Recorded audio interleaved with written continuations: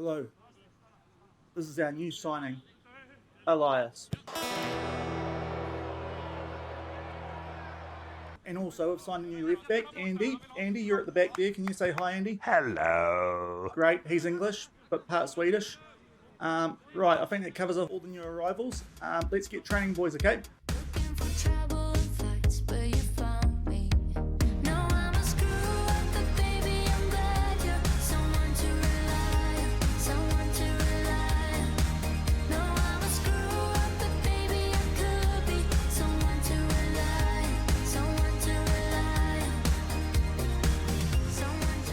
Hello and welcome to episode number 106 of Husavik Heroes here on Shaun Does FM. I hope you are doing well, and coming up in today's episode, we've got a few new additions to the club transfer-wise. Off the back of that, we are going to play a game in the league, and off the back of that, we are going to do our end of European season roundup as well. Have a look at the coefficient and the rankings, see if anything there has changed. If you are looking forward to today's episode, then do remember to go down below, leave a thumbs up on the video, and if you haven't done so already and are enjoying this series here on the channel, also remember to hit that subscribe button and turn that notification bell on as well. It is greatly appreciated. But we are going to start off today with a few more transfers that we have made since the end of yesterday's episode, which was focused on the League Cup, the deal to Bakar here in Iceland. If you missed that one, I'll leave a link to it over in the top right corner. We have made two new additions, as you would have been able to tell by that intro. One big one slightly smaller one, albeit could be quite useful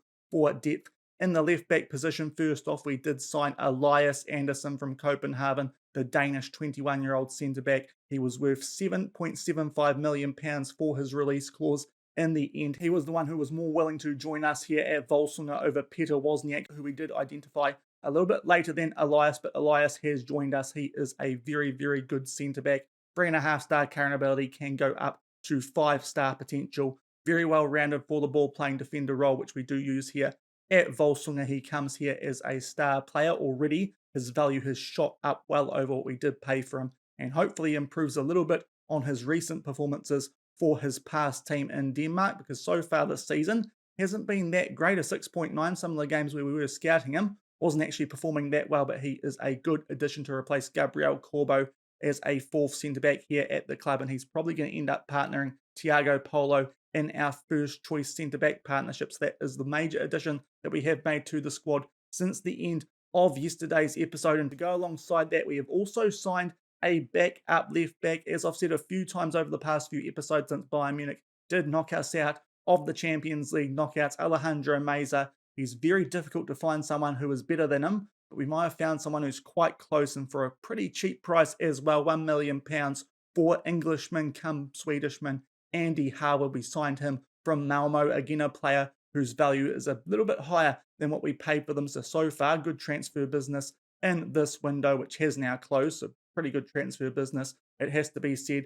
3-star current ability, 4-star potential. He's been solid for Malmo. He's not quite as good as Alejandro Meza when you add up all the attributes for the wing-back role that we do use, but he is very, very good mentally. If you could use his mentals and Alejandro Meza's technicals and physicals, you would have one heck of a left back, but this guy certainly is extremely strong in terms of the mental game. Maybe that's what Alejandro Meza is just missing. He's been struggling just a little bit at left backs. If he does not perform too well, Andy Harwood can come in for him, having had a decent couple of years at Malmo to start his career in Sweden, and because of that, he is part Swedish as well as being English. That is why he counts as being a non-foreign player. So those are the two main additions that we have made to our squad here at the end of this current transfer window. We do still have about £3.5 million that we can spend in the transfer window. That does open up again in a month's time, but we'll see what happens and if any bids do come in for our current players here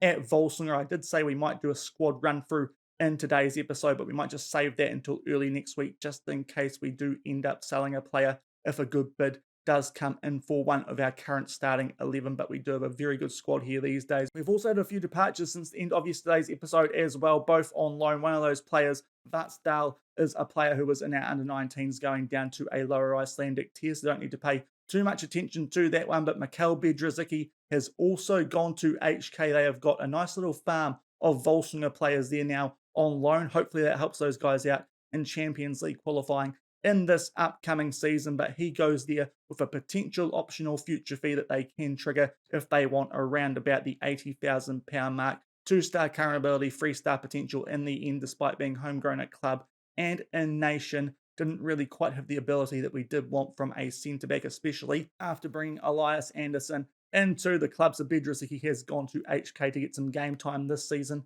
and if he impresses for those guys, they can sign him on a permanent deal come the end of this season. So that is the first transfer window of this 2030 season in Iceland, wrapped up with those transfers that you can see on screen. As I said, there is another one opening up in about a month's time, just before we do get into our first Champions League qualifying game. So we'll see what happens there, and if there are any more additions or departures. Probably, if we don't get any sales of players in the first team, it's just going to be us trying to find some good cheap wonder kids to try and strengthen our under 18s and get some good talented homegrown club and nation players coming through in the next few years here at the club. But since the end of yesterday's episode, which we did win the Íþróttafélagið League Cup in for the 8th time, we have kicked off the domestic league season. Today we are taking on Breidablik in the league before we do our end of European season roundup, and we have started off the league season in good form, playing 3 games. First off, we did take on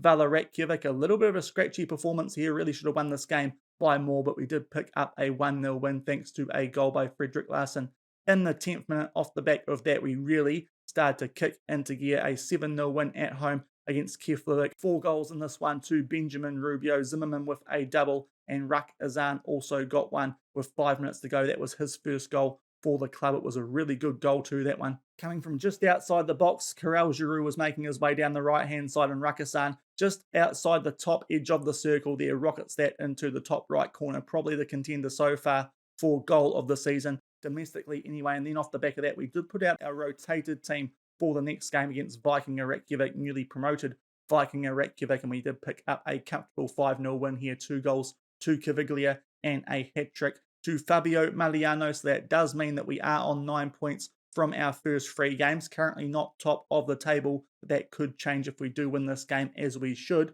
against Breidablik. It is away from home. Breidablik have caused us a few problems over the last few seasons. They were the only team who did defeat us during the league season last year, and the year before that they did knock us out in the semi-finals of the Íþróttafélagið, but so far this season they are struggling, down in 10th on 1 point after 3 games. So you'd like to think that is a game we can win and go back top of the table with a very, very healthy goal differential. Indeed, looking at our team going into this game, we've just made one change to what we would usually have in this lineup. Thiago Polo, a little bit heavy workload at the moment, so Gaetano Duplisco comes in for him as the right-sided centre-back. But apart from that, this is our ideal starting 11 for this upcoming European season, provided that nothing changes in the next transfer window. That does open up. So Husavik is in goal, Matthews, Duprisco, Elias Anderson, and Alejandro Meza at left back. If Alejandro Meza does not perform, Andy Harwood is a very capable backup. So we'll see what that does to Alejandro Meza over the next few games. He is the only player out there in our first 11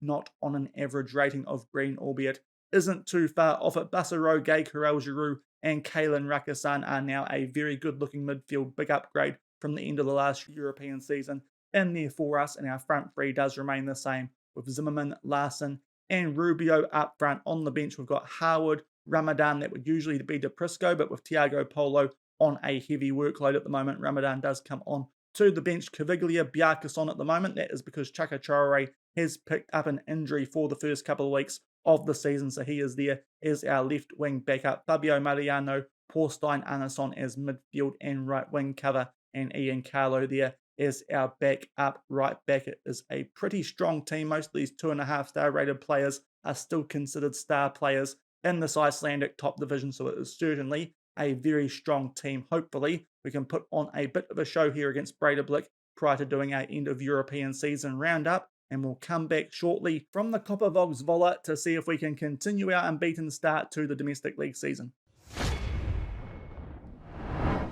And up to the 9-minute mark for our first highlight of this one, we are in the All Black today, being away from home, as Elias Anderson does a nice little twirl there. That's an interesting start and a good early chance here for Benjamin Rubio, but that's a good save there out of the Breidablik goalkeeper. With them being at home today, they are in the green and white, looking a little bit more similar to what we usually look like. We do have a corner here. Rubio puts it flat. That's an interesting header that by Bussero Gay. It goes out for a throw-in. Thankfully, we have a highlight not too long off the back of that, but that is an interesting start. A little twirl there by Anderson, and then that rather odd set piece which Bussero Gay put out for a throw-in, but hopefully not too much damage done here as we are back on the attack, and hopefully we can make it 4 from 4 wins in the league to start off this season and go back top of the league. You can see there a defensive partnership now. Bussero Gay as a DM. They are 3 big lads. We should be able to deal with set pieces very well. Bussero Gay, almost a third centre back. That's going to help us both defensively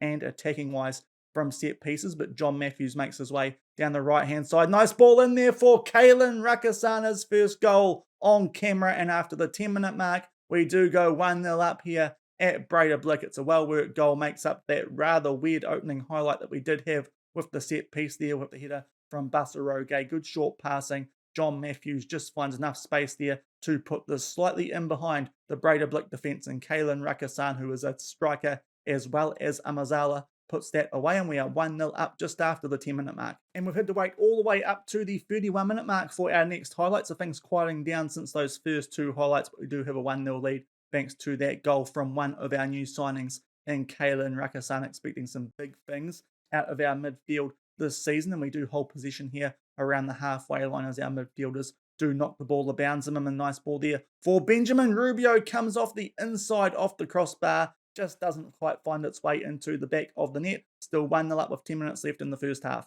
And up to the 36-minute mark now for our next highlight. Breidablik do clear that ball away, but Gaetano de Prisco, one of those big lads at the back, is able to tidy things up for us, and we try and play out from the back here. We get the ball up to Nicholas Zimmerman. Nice ball over the top there for Rakazan. Plays that back for Frederick Larson. That is a clear-cut penalty. Valgerson brings him down, and there should be a chance for Kalen Rakazan to pick up a first half double. He is our best penalty taker at the club these days. Sends the goalkeeper the wrong way, and just before half time, we do go 2-0 up. Not much happening in those 25 minutes or so since he opened the scoring, but Breidablik there do give away a pretty soft penalty. Rakasan tucks it away 2-0 as we do approach half-time. And up to the 43-minute mark for our next highlight, we've got one more here potentially before half-time, and it is Breidablik on the attack for the first time in this game. They put a ball far post, and Johansson gets the better of John Matthews, I believe, there on the right-hand side of our defence. And this game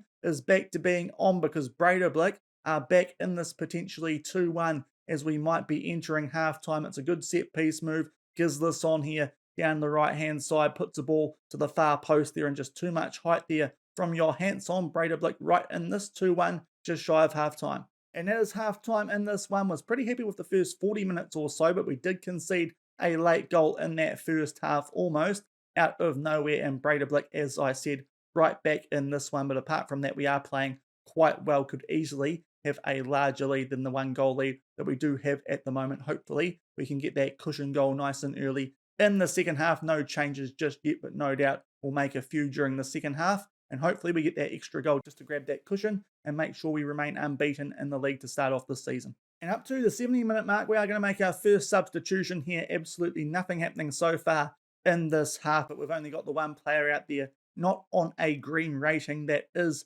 Alejandro Meza, not performing that badly at all on a 6.7, but we'll give Andy Harwood some game time, see what he does in these last 20 minutes as we do look for a goal to grab a 2-goal advantage and make sure that we do get the result here. And only a few minutes off the back of that first substitution, we are going to make our second one. Bussero Gay is down to a red heart. Thankfully, Karel Giroux can slot back to the DM role. That means that Caviglia can come on for Gay. Still 1 goal up with just over 15 minutes left. And with 77 minutes gone, we finally have something happening here in the second half of this game. Highlight-wise, it was a free kick there for Breidablik, but they do give possession straight back to us, and hopefully we get something going here to try and grab a cushion goal just to make sure we do make it 4 wins from 4 to start off the league season. Nicolucci Caviglia plays that back to Giroux Rakasan. They play it forward to Nicholas Zimmerman. Lots of space here down the right-hand side. John Matthews, good 1-2. What can Zimmerman do? Probably should have squared that for Benjamin Rubio, but in the end the ball does fall at his feet. It does mean that Zimmerman misses out on a fairly easy assist there, but nonetheless, that is what we are after with just over 10 minutes left. We do grab that cushion goal. I thought he could have just slotted Benjamin Rubio away there, could Zimmerman, but in the end it comes off the post nicely for our striker, and we are back to that 2-goal advantage, 3-1 up with just over 10 minutes left. And we are into injury time of this game. In the end, not much happening there in the second half, but we had the one highlight, we got our goal, and in the end, we do pick up a 3-1 win. In the end, it was pretty comfortable. A little bit of a scare there late in the first half where they did just close the gap to 1 goal, but that is a game that we could quite easily have won by a lot more. You see our XG there, 4.65, so did quite significantly underperform that, but in the end, we do still pick up a fairly comfortable win thanks to 2 first half goals there from Cullen Rakasan, and that second half one to Benjamin Rubio, and that does mean we will be unbeaten after 4 games here in the league domestically, and we will go back top of the table. Before we do our end of European season roundup, we do have another game coming up against Phil Kerr. That's going to be quite an interesting one. We did play those guys yesterday in the Dirabakar semi-final, but that could be an interesting game. That is our last game actually before a World Cup break as well, so we'll play that one, show you guys the highlights from that, and then off the back of that, do our end of European season roundup. And we are back about to get into the end of European season roundup and also do a little bit of a preview of our players at the World Cup as well, because we have actually had to postpone some games domestically while that World Cup does happen, because we've got a lot of players in one position in particular away, which means that is the reason that we can't play any games domestically despite our strong squad depth here at Volsungur. But these are the highlights from that game that we did play against Phil Kerr. What you won't see here is after 34 minutes, one of the Phil Kerr players did pick up his second yellow card. So most of this game, we did play it with a one-man advantage. And just after that first red card, we did pick up our opening goal here. Frederick Larson, nice ball there for Benjamin Rubio. One of the Phil Kerr defenders just falls down there for no real reason. Rubio chips the goalkeeper into the top right corner, and we do go 1-0 up. Then just shy of half-time, only a few minutes later, Kalen Rakasan, good 1-2 there with Frederick Larson. He tucks that away in the bottom left corner, gets a goal to go alongside his assist, and we were 2-0 up there at half-time. Took us a little while to get going here in the second half, but Harwood with a nice ball there for Benjamin Rubio. Good counter-attacking goal with 5 minutes left, and we pick up a 3-0 win. That one a little bit more comfortable than that game we did just play against Breidablik, but that was largely thanks to the fact that they did pick up that red card in the 34th minute. Phil Kerr's discipline in that one wasn't too great. So what that means for the league table at the end of today's episode, and with us not playing a domestic league game for a couple of weeks off the back of this, we are unbeaten, 5 wins from 5 points clear of Nuts KR, albeit they do have a game in hand coming up against regular Nuts, but we are already in quite a strong position, and hopefully we can build on that nicely once players do return from the World Cup and we get back into the swing of things when we do get back into the domestic season. Before we do the end of European season roundup, we will go over to the tactics screen. You can see some of the players who are missing for us at the moment. Now, there were some players who were actually selected for the wider World Cup squad, which is why I postponed the games coming up, because I thought there were a few more who were leaving us, but we have got a few players at the World Cup. Husavik is away with the Norwegian team. He is, of course, the goalkeeper there. Basaro Gay has been starting senior games recently for Senegal as a centre-back, so he is also away at the World Cup. Also, Gaetano de Prisco is with the Uruguayan team, so you can already see we're missing a few centre-back options from our ideal lineup here at Volsungur. Elias Anderson, unfortunately, did get cut late from the Danish team, as did Frederick Larson. Those were 2 players I thought would be missing on World Cup duty. They are not. And a few other players who are away on international duty. Ali Ramadan, another centre-back, he is away with DR Congo at the World Cup. And we've also got Nathaniel Satole. He is away at the World Cup with South Africa as well. So we've got about 5 players there at the World Cup, but a lot of those are defensive players. So it did just feel like a good idea to postpone some domestic games just to make sure that we weren't left completely bare at centre-back if we did pick up a few injuries while that World Cup was going on. But it is time for us to get into the end of European season roundup. Before we do get into that, the Champions League final has just been played. That means we've got a little bit of an extra payday here at the end of the Champions League season. £814,000 from TV revenue and 8.83 million from our coefficient rankings. So that means in this past Champions League season, I think we've picked up something along the lines of £32,000 from being in the Champions League. So that is a very, very good season financially for the club, albeit We'll find out shortly. Might not have been the best one in terms of the Build a Nation challenge, but we are going to start off with the Champions League, then we'll work our way down through the European competitions and then have a look at the top 5 domestic leagues. So first off, the Champions League. In the end, it was a Manchester derby in the final, and Manchester City did pick up a 4-2 win in that one. So the team that topped our group that we were in ended up winning the Champions League. That's the same thing that happened the last time we were in the same group as Man City back in the 2027-28 season. So Man City will certainly enjoy seeing us in the group stages of the Champions League if that does continue. Down to the Europa League, and RB Leipzig have won the Europa League. Of course, RB Leipzig were the team that finished third in our Champions League group. Did we just blow our chance at winning a European trophy by being better than those guys? Maybe.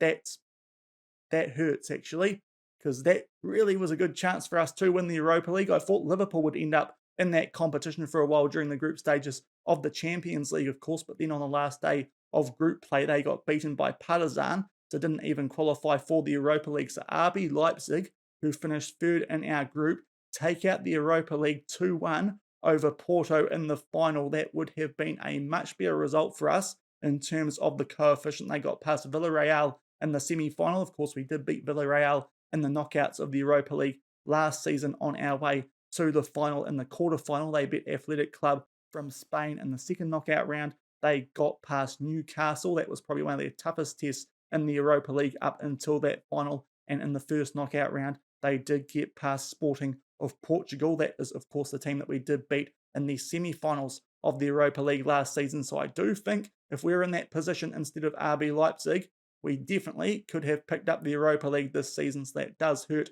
just a little bit, but in the end, we did beat them both the times that we did play them in the Champions League. So can't really complain too much about ending up in the knockouts of the Champions League instead of the Europa League. But that was certainly a bit of a weaker Europa League than it was last season when we did have to take on Liverpool in the final. RB Leipzig picking up that competition. So two teams from our group end up winning European trophies this season. And down to the Conference League, of course, we did have Phil Kier in this competition, but RB Salzburg are the winners of this one. They beat Real Sociedad 2-1 in the final. Of course, Real Sociedad were the team that did top the group that Phil Kier were in. So a lot of Icelandic relevance to those winners of the European competitions in this past season. And now we will have a look at the top 5 leagues. First off, the Premier League, and Man City do the double alongside the Champions League. They win that very comfortably by 20 points over their Manchester rivals. Chelsea and Liverpool will be in the Champions League group stages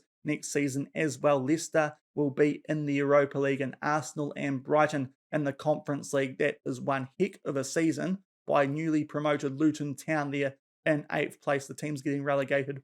Fulham, Birmingham and Reading there from the Premier League. That's great work from Luton, only 3 points away from getting a Conference League place there over Brighton and Hove Albion. Down to La Liga Santander, Real Madrid very, very comfortably picked that up by 14 points over Barcelona. Sevilla and Real Sociedad will be in the Champions League next season as well. Atletico Madrid are back in European football for the first time in a few seasons in the Europa League, alongside Valencia and Villarreal yet again are going to be in the Conference League. We go down to Serie A. Juventus pick up the title there by 6 points over Inter Milan and AC Milan, with Napoli a fair way further behind in that 4th Champions League spot. Sassuolo and Bologna will be in the Europa League, and Lazio are down in the Conference League. Over to the Bundesliga, Wolfsburg will hang on to their spot in the top division, having beaten Paderborn in the playoff, but going to the league table, Bayern Munich win that by 34 points. We did suspect that would be the case when we did play those guys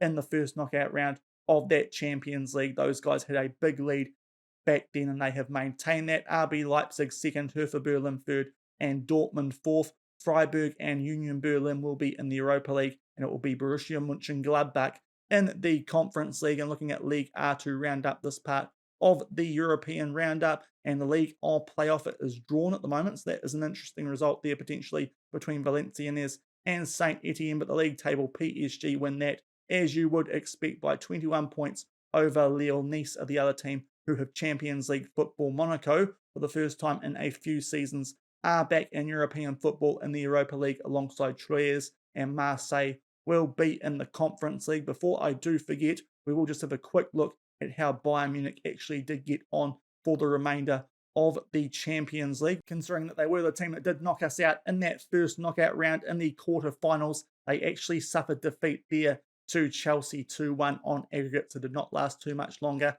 after they did play us in that first knockout round there, did Bayern Munich. But that does it for the European results part of this. We will just have a quick look at the coefficient. Now, this could be very interesting because we were expecting a drop because we weren't quite able to match what Denmark did this past season. They were already on for a jump above us when we did finish our European campaign, but it's going to be interesting to see what else happened down below us. And I think we're actually going to be dropping down to 16th. So that could be quite interesting, of course, with RB Salzburg winning the Conference League. Last season, they found their way into the semi-finals of the Europa League. That's a couple of consistent, really, really good seasons there for Austria, and they will just jump above us by 0.275. That's a little bit frustrating because I think even if we did manage to pick up a draw in that second game against Bayern Munich or something like that, we might have just kept above those guys. But I think what that means is that both Denmark and Austria are going to sneak past us this season. So we are going to be on for a drop here,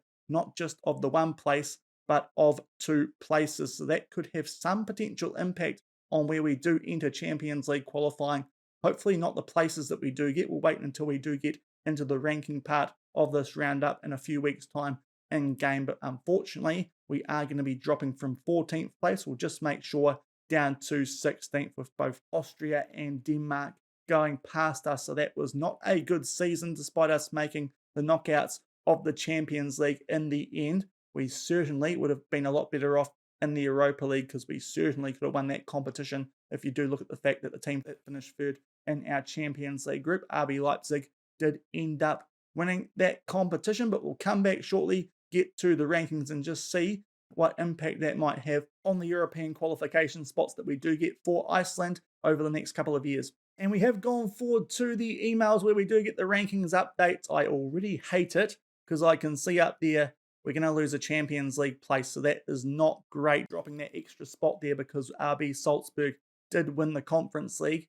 That is going to cost us. I feel sick because that was the year as well. We probably had a great chance of winning the Europa League, but we have moved up in terms of our league rankings. We have gone up from 34th to 30th in the league rankings, so that's a little bit of a positive from these ranking updates. We have also improved ever so slightly on the club rankings, moving up just the one solitary spot from 17th up to 16th. So this should not be much of a change from last season. The 2 Manchester clubs are at the top. We find ourselves nestled in nicely in between Barcelona and Atalanta, a few spots behind the Europa League champions, RB Leipzig, who we beat twice in the group stages of the Champions League. Awesome. Going forward a little bit further, we've got some homegrown player updates, but the big one from this season, we have dropped down 2 spots below Austria and Denmark. That means that now only the league champion will take part in Champions League qualifying in the 2031-32 season. We have lost 1 spot in European qualifying because it will be just us in Champions League qualifying in 2 seasons' time, entering at the second qualifying round just like we did this season. Of course, next season we are entering in the 3rd qualifying round, so don't quite have the same opportunity to potentially pick up quite as many coefficient points. So honestly, don't mind entering the 2nd qualifying round, but that is going to hurt us not having the likes of HK in there alongside us, because that gave us a good chance to get a team in the group stages of a European competition, as did that Europa League spot, which we will also be losing. But to counter that, we have 3 teams instead of 2 back in Conference League qualifying in the 2nd qualifying round. So that will do it for today's episode. It's a bit of a disappointing one in terms of the coefficient table. We lose a team from Europe for the 2031-32 season, but hopefully we can make up for that at the end of the next season. Maybe we're going to be better off getting a tougher group like we did a few seasons ago and dropping down to the Europa League, because I do think now that's a competition. Having seen RB Leipzig win that this year, we are certainly capable of going very, very deep, and that might be the most suitable one for us to pick up some good coefficient points for the nation and get ourselves back inside that top 15 and get back that 2nd Champions League slot, hopefully at the end of this coefficient season coming up, which will start early on next week. Having a quick look at the table now that the new season has ticked over, we already would be jumping back above Austria and Turkey as well without doing anything. So I'd like to think we'll be on for a decent upgrade this season. Of course, down below that, you can see Greece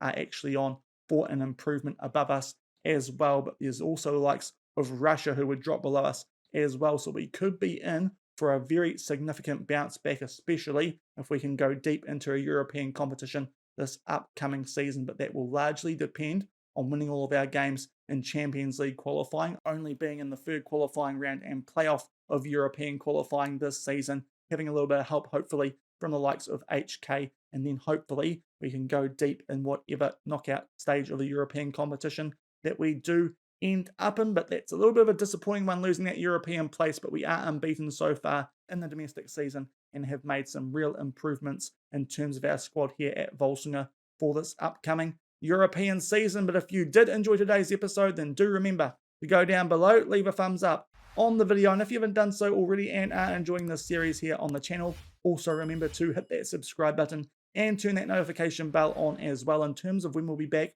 for the next episode, it will not be on Tuesday my time, Monday UK time, because I'm not going to get a recording done on Monday because it is Anzac Day here in New Zealand. So it'll be exactly the same schedule with uploads as it was this week, just the 4 videos coming up next week. And I'm not too sure if we're going to come back immediately with the third qualifying round of the Champions League either, because I'm not too sure when that does take place. We might have to squeeze in another domestic episode before then maybe and see who we do get in that third qualifying round. But it will either be a domestic episode to see who we do get in the first qualifying round we are in that third qualifying round of the Champions League, and maybe also do a bit of a transfer window update, or it could be straight into that third qualifying round of the Champions League. It does depend how much I do get through over this long weekend here in New Zealand. But we'll see you early on next week. We won't be too far away nonetheless from getting back into the next European season. So until then, thank you very much for watching. Keep on keeping on, and I'll see you then. Cheers.